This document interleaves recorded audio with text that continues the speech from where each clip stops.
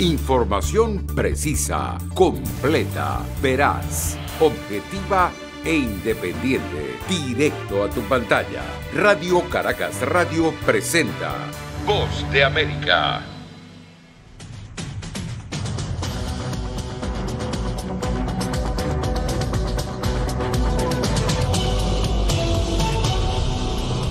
Bienvenidos a Foro de la Voz de América desde Washington. Les saluda Gonzalo Abarca. El COVID-19 vuelve a golpear fuertemente a algunos estados de Estados Unidos. Pese a que sigue creciendo el número de personas vacunadas, también se registra una cifra récord de hospitalizaciones en los Centros para el Control y Prevención de Enfermedades. En medio de este panorama, la Administración de Drogas y Alimentos, la FDA, aprobó una tercera dosis de la vacuna de Pfizer, BioNTech y Moderna para personas inmunodeprimidas.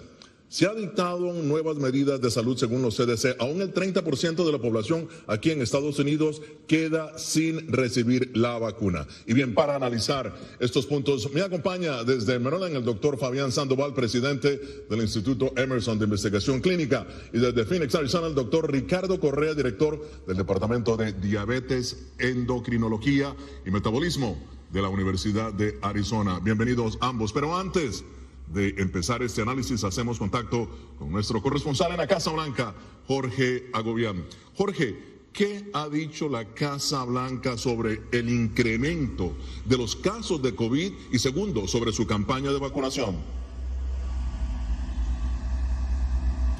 Gonzalo, se trata de un mensaje que ha dado el presidente Joe Biden y el mensaje ha sido siempre, esta es una pandemia de los no vacunados, luego de que comenzara el proceso de vacunación masiva en el país. Y asegura esto, dada los números preocupantes para las autoridades sanitarias. 113,000 casos diarios aproximadamente se reportan en personas con nuevos casos de coronavirus, la mayoría de ellos casi exclusivamente entre personas no vacunadas. Al mismo tiempo, las autoridades siguen insistiendo y tomando un tono de voz diferente para llamar a las personas a vacunarse. Entre eso, por supuesto, en estados que son clave en este momento, Florida y Texas. Florida, en este caso, que se convierte en el epicentro de la pandemia en este momento. Fíjate, Florida, el epicentro nuevamente. Pero, Jorge, ¿se han dado nuevas pautas para intentar al menos elevar las cifras de vacunación actuales? Así es, el presidente Joe Biden y los funcionarios de salud han cambiado tanto el tono como la estrategia para incentivar esta masiva vacunación en el país. Se han dado mandatos de vacunación para empleados federales, se han dado mandatos también para militares, que podría comenzar, según el Pentágono, el próximo mes. Obligatorio ponerse la vacuna para estos funcionarios del gobierno de Estados Unidos. Ya hay departamentos como el Departamento de Veteranos y el Departamento de Salud que comenzaron a pedir la vacunación obligatoria a los funcionarios. Pero al mismo tiempo las autoridades y la Casa Blanca sigue insistiendo, como te decía, que esta es una pandemia de los no vacunados, e incentivan también la vacunación en estados, pues comienzan las clases y los niños mayores de 12 años son elegibles para vacunarse, un número que ha ido creciendo poco a poco, pero que la Casa Blanca busca normalizar y llevar a los números más altos, ya que los estudiantes regresarán a las aulas. Esto ha encontrado, por supuesto, resistencia por algunos gobernadores, entre ellos el del estado de Florida y también el estado de Texas, que piden que no hayan mandatos de vacunación a nivel nacional. Gracias a nuestro compañero Jorge Agobián desde la Casa Blanca. Paso ahora con nuestros invitados y es precisamente la primera pregunta para el doctor Sandoval. Desde el punto de vista de salud pública, doctor, ¿hacia dónde se dirige Estados Unidos en este momento?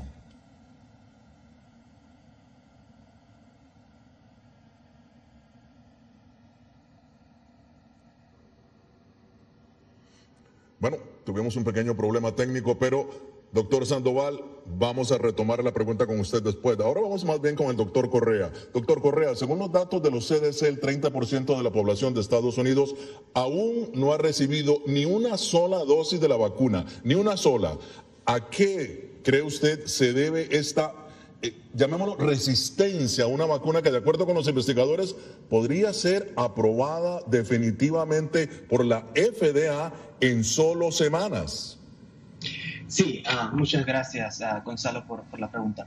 Primero que todo, hay que hablar un poco de que cuando decimos 30%, estamos hablando con el total de la población en Estados Unidos. Pero si nos vamos a ir por estado, vamos a ver que no es necesariamente 30% de los no vacunados. Hay estados que tienen mucho más, y más si lo clasificamos por edades. Y estamos viendo que hay una gran parte de la población menor de 40 años donde no se quieren vacunar. Un ejemplo es el estado de aquí de Arizona, donde solamente el 25% de la población menor de 40 años se ha vacunado. O sea que tenemos un 75% que no se ha vacunado. Y las principales razones para esto han sido la desinformación masiva que se ha promovido a través de las redes sociales, usando cosas que no son ciertas, mitos, leyendas sobre la vacuna que no son ciertas. Y entonces las personas, al tomar su decisión, no se basan en decisión informada en evidencia científica, como es leyendo las reglas del CDC o leyendo ciertas sociedades médicas que han publicado mucha información, sino que se basan en lo que encontraron en WhatsApp, lo que encontraron en YouTube, y entonces no se basan. Ahora, una pregunta para ambos, y es que, de acuerdo a la experiencia que tienen ambos, vamos a ver, aquí está el argumento. ¿Qué tanta validez hay en ese argumento de que esta vacuna necesita más investigación por sus efectos a futuro? Es que estas vacunas fueron desarrolladas y administradas en menos de 2 años, doctores, y por lo general, las vacunas en el pasado han requerido mucho más tiempo. Voy a empezar con usted, doctor Sandoval. Pues mira, nosotros, eso es nuestro día a día, es la investigación clínica. Y no es que esta vacuna haya salido en 2 años, llevan muchos años en el desarrollo de vacunas para diferentes variantes de coronavirus. Y gracias a estos esfuerzos ya teníamos mucho adelantado. Lo que ocurrió en esta pandemia es que muchas compañías unieron sus esfuerzos, unieron su sabiduría de lo que hemos aprendido de los diferentes estudios para desarrollar una vacuna más eficaz. Y es por eso que ha funcionado. Ahora la pregunta es que si va a salir al mercado, que si hay que seguir haciendo estudios de investigación nuevo, la respuesta es siempre. En todo medicamento mantenemos vigilando cuáles efectos secundarios hay, porque siempre hay un efecto nuevo en todo medicamento. Así que en esto vamos a continuar siempre vigilando los efectos secundarios y también asegurándonos que esté funcionando. Los estudios de investigación van a continuar siempre. Incluso ahora se hacen estudios de investigación para la vacuna de la influenza. Claro, pero sin embargo, y voy con el doctor Correa, en menos de 2 años una vacuna, que es lo que dicen precisamente muchas de las personas, el argumento por las cuales no se vacunan. Sí, no, y este argumento es un mito. Los primeros estudios para digámosle que es como el molde de la vacuna, se dio aproximadamente en los años 2000 en el Instituto Nacional de Salud de NIH. Cuando yo hice mi fellowship en el NIH en los años a mediados del 2013, la vacuna ya estaba, el modelo ya estaba.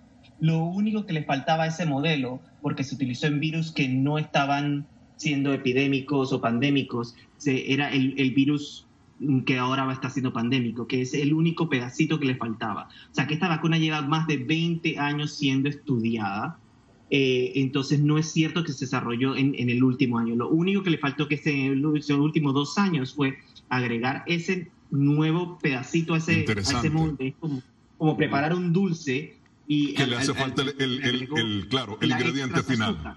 Interesante el punto que nos da. Pero tenemos ahora una pregunta de nuestra afiliada BDM Radio de Venezuela. Escuchemos. La ciencia siempre nos ha acostumbrado a las certezas, y justamente eso es lo que ha faltado durante todo este tiempo, certezas. ¿Será que tenemos que acostumbrarnos a vivir en pandemia? ¿Nos vamos a acostumbrar a vivir en pandemia, doctor Sandoval? ¿Su respuesta? No creo. Yo creo que vamos a llegar a un punto como todas las otras pandemias que hemos sobrepasado esos eventos y llegamos ya otra vez a una normalidad. Pero esa normalidad no la vamos a llegar hasta que todos no estemos de acuerdo, que es lo que ha ocurrido en las pandemias pasadas. El mundo se ha puesto en pie junto y hemos sobrepasado estos momentos tan críticos. Doctor Correa, ¿llegó la pandemia para quedarse? Totalmente de acuerdo con el doctor Sandoval, no es cierto. Comparemos la historia, porque siempre tenemos que ver qué pasa en la historia. En la pandemia, por ejemplo, de la gripe española, duró aproximadamente 7 a 10 años. Nosotros estamos hablando que llevamos 1 año y medio en esta y ya estamos bastante avanzados. El único problema que hemos encontrado es que la gente no se quiere vacunar. Si no se quiere vacunar, el virus puede seguir mutando y entonces encontrar una forma. Si todos nos vacunamos, no va a encontrar esa forma y se va a acabar. Sí, va a seguir cambiando. Vamos a ver otra cepa nueva y otra cepa nueva, que ese es el peligro si no se vacunan todos. Nunca vamos a sobrepasar esa ola.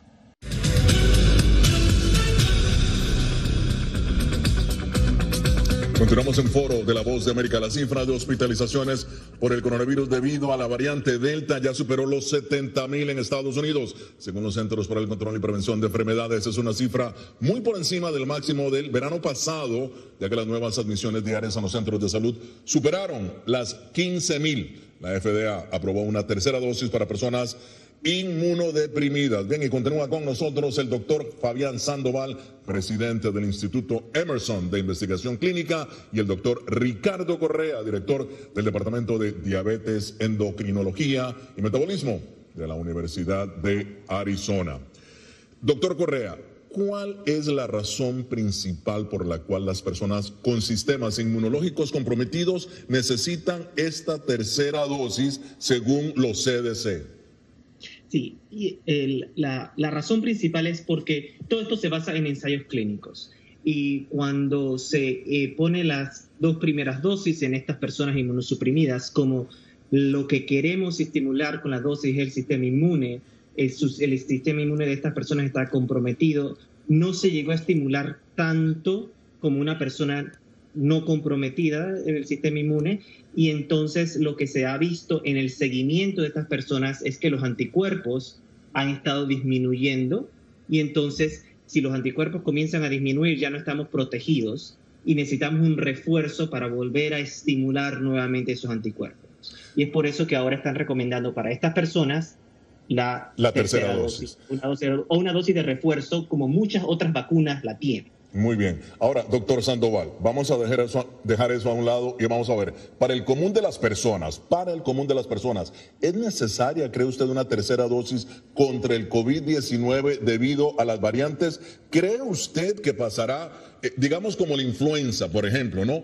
En la que una persona debe vacunarse cada año. Yo creo que sí. Yo creo que vamos a hacer una combinación de vacunas de la influenza así parecido. Anualmente vamos a tener que administrar una vacuna contra el COVID porque hay cepas diferentes. Ahora, las personas que ya están vacunadas con la segunda dosis, ¿necesitaría una tercera?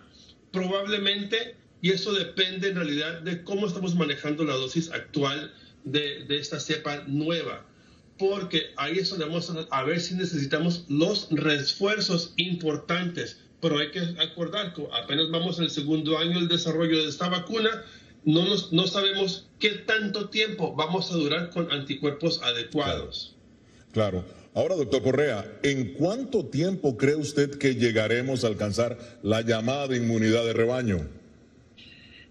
Una excelente pregunta, y creo que esto depende de cada una de las personas que están viendo el programa y de sus familiares y sus amigos. Podemos llegar a la inmunidad de rebaño el día de mañana si todo el mundo que no se ha vacunado se va a vacunar. Pero conociendo la condición humana y más la condición de esta enfermedad que se ha politizado mucho más que nada, entonces no hay fecha, porque dependía de cada uno de los seres de tomar una decisión que tienen que tomar, que tienen que basarse en evidencia, y apenas que se pase esto, entonces podemos ver que podemos llegar a esta inmunidad de rebaño.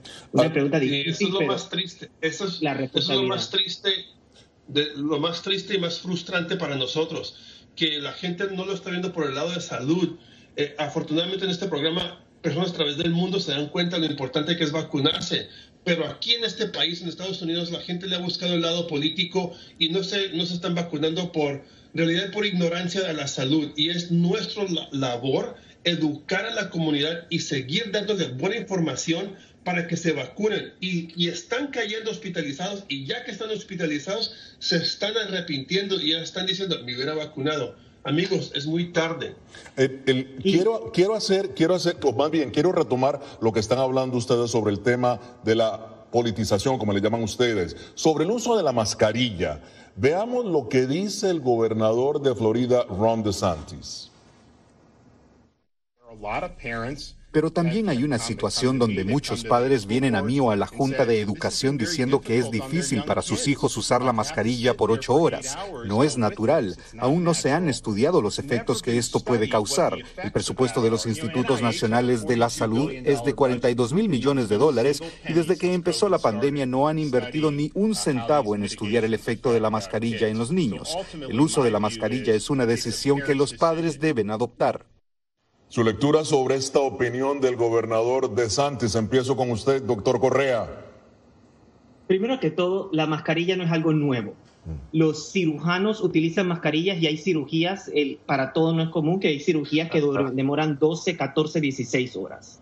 Y estas mascarillas, nada le ha pasado a los cirujanos, han vivido toda una vida y ninguna complicación. Entonces, esto es un mito que hay que aclararle a la población. Las mascarillas se han utilizado por muchas décadas en la medicina y los médicos siguen estando igual de sanos que antes. Entonces, se han hecho estudios en personas que utilizan mascarilla para ver si hay un poquito de disminución de oxigenación, si hay aumento del CO2, nada lo han demostrado.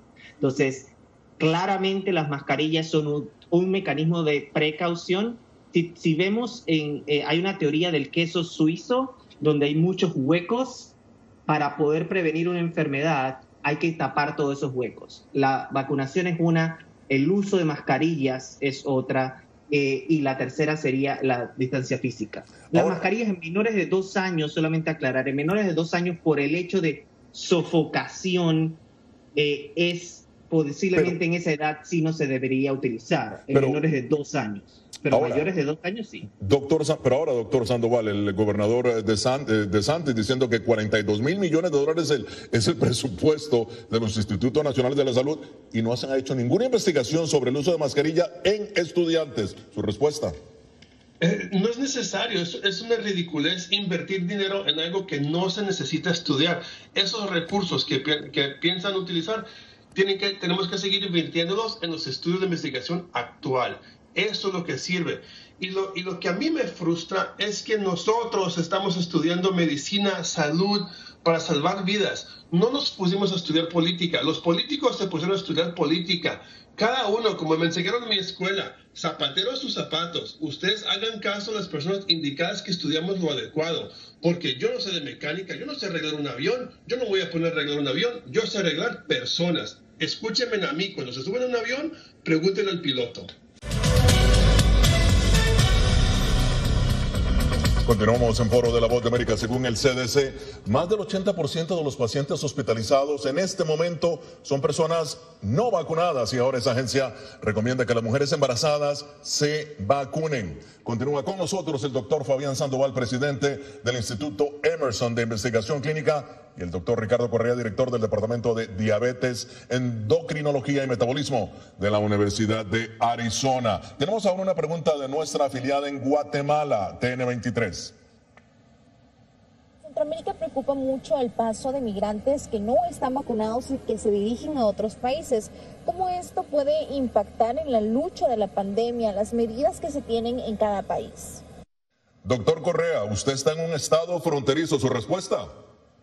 Definitivamente importante esta pregunta. Uno, es un problema de salud pública, o sea, que puede afectar a todo el mundo. Entonces, las regulaciones de los países, como lo está estableciendo Estados Unidos, debería ser que todo migrante debería recibir la vacuna es gratuita, debería recibir la vacuna inmediatamente entre ese país para que así prevenga la propagación de la enfermedad.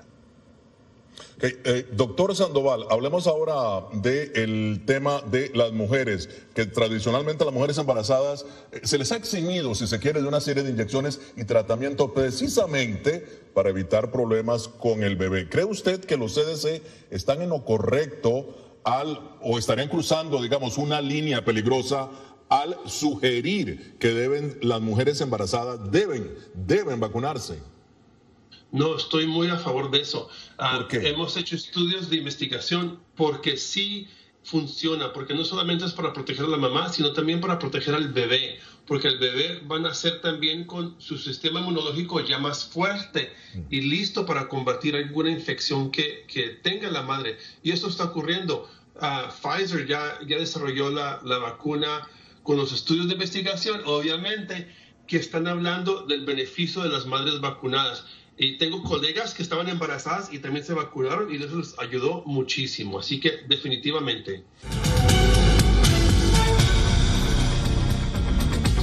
Ya estamos en la parte final de Foro de la Voz de América. Los casos de COVID-19 continúan al alza con un promedio de más de 120,000 nuevos contagios a nivel nacional en Estados Unidos. En 24 horas esto, según los datos de la Universidad Johns Hopkins. Continúa con nosotros el doctor Fabián Sandoval, presidente del Instituto Emerson de Investigación Clínica, y el doctor Ricardo Correa, director del Departamento de Diabetes, Endocrinología y Metabolismo de la Universidad de Arizona.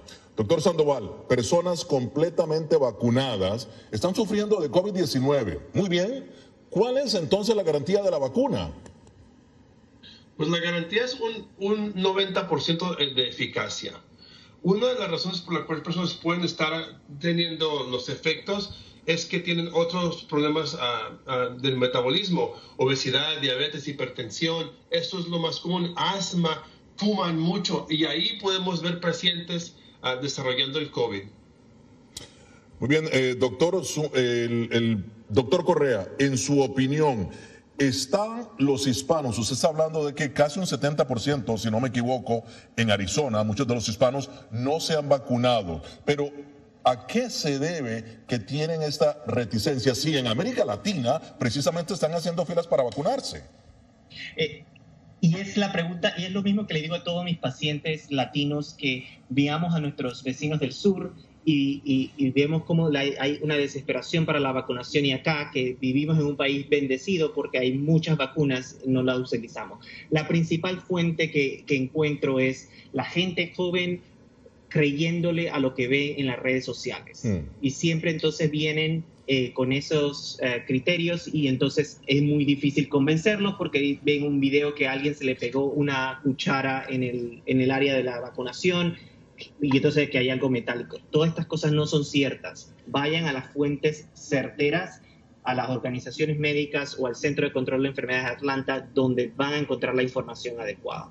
Porque ciertamente hay lo que se llama un turismo de la vacuna, que viene a Estados Unidos, de América Latina a vacunarse. Ahora, doctor Sandoval, su experiencia con los hispanos aquí en el área de Washington, ¿está la comunidad vacunada en su mayoría o aún hay un porcentaje que guarda dudas sobre la efectividad de la vacuna?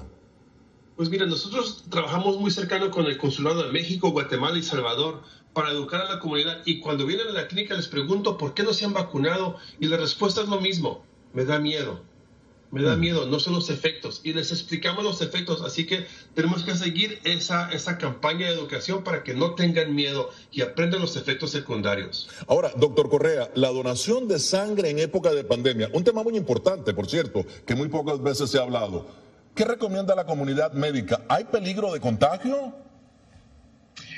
La donación de sangre en esta época es totalmente segura. O sea, el proceso que se utiliza, para cuando se dona sangre es se chequea primero que todos estos anticuerpos, todos estos antígenos si hay, y si la sangre tiene alguna contaminación no pasa. Entonces es totalmente segura. Aunque la persona haya sufrido de COVID. Aunque a la persona haya sufrido de COVID. Muy bien, gracias al doctor Fabián Sandoval y al doctor Ricardo Correa. Muy amables. Llegamos al final de esta edición de Foro. Nos vemos la próxima semana con el análisis más allá de los titulares. Desde Washington les habló Gonzalo Abarca.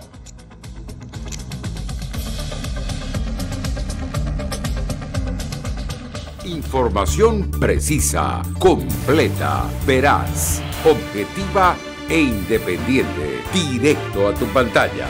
Voz de América en RCR 750.